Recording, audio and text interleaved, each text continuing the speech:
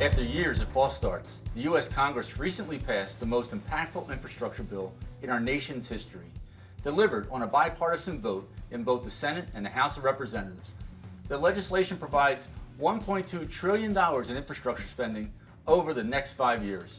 President Biden signed the bill on November 15th, and our president invited and spoke with 5 rank-and-file members of SMART. It was a proud and historic day.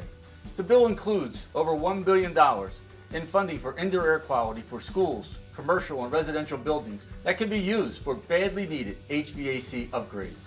Funding for thousands of electric school buses to help school districts across the country buy clean, American-made, zero-emissions buses that will create more jobs for SMART members employed in their production than in their operation. The legislation also invests $17 billion in port infrastructure and $25 billion in airports to not only address repairs and maintenance backlogs, but to invest in keeping America's supply chain moving. All of this will be done with funding conditional on the use of American-made products and material, a step away from past practices that undermine American workers.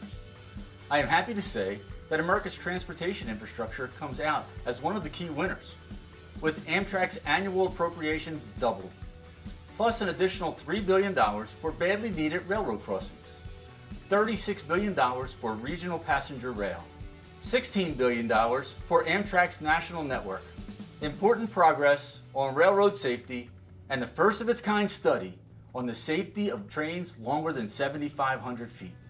The bill instructs public transportation agencies to enhance safety plans, improving safety training, and reduce assaults on vehicle operators. Brothers and sisters, it has been a long road in securing a much-needed investment for the future of our nation, but Congress must also immediately pass the Build Back Better Act. This legislation will make unprecedented investments in American families and further boost economic growth. The bill expands registered apprenticeship and pre-apprenticeship programs, applies labor standards to clean energy tax credits, invests in high-speed rail projects, addresses indoor air quality in schools, and supports workers' rights to organize by making monumental reforms to the National Labor Relations Act. I urge every member to make their voice heard and to assure our needs are addressed by texting the word PASS to 67336. The future is in our hands. It is now up to us to make it happen. Thank you.